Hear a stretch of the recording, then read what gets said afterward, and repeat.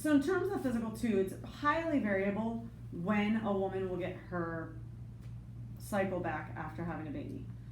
A lot of it has to do with breastfeeding, but not necessarily. It's very variable how long women will bleed after having a baby. And so those things affect our hormone levels. I think it's really important to know your cycle.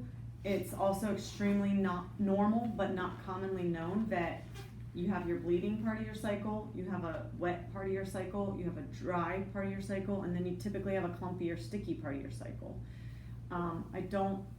Certainly not something I was ever taught about my body or periods or cycles, and I think that it's important to know that, because you won't worry when you're feeling one of those. You know, you won't have a dry spell and be like, oh my gosh, I'm hormonal, something's wrong, I don't have any lube. Like, lube's a separate thing. I brought the one we use at the office. It's aloe based.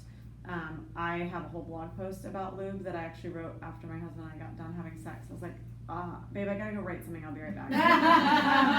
It's seriously like 10:30 at night. And it's titled Just Do It. I think one misconception that I had about lube was that it would help me but make it worse for him. Not true. Good motion and the good kind of friction is better for everybody.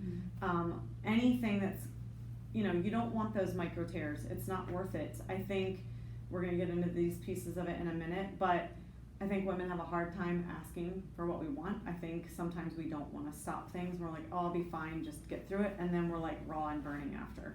Not necessary, not worth it. So my advice is, when in doubt at all, just use lube all the time. And then you don't have to think about it or worry about it or stop things or ask for it or make a thing out of it. Just make sure if you're using condoms that you don't use an oil-based lube, because it can deteriorate the condom and then you're pregnant again.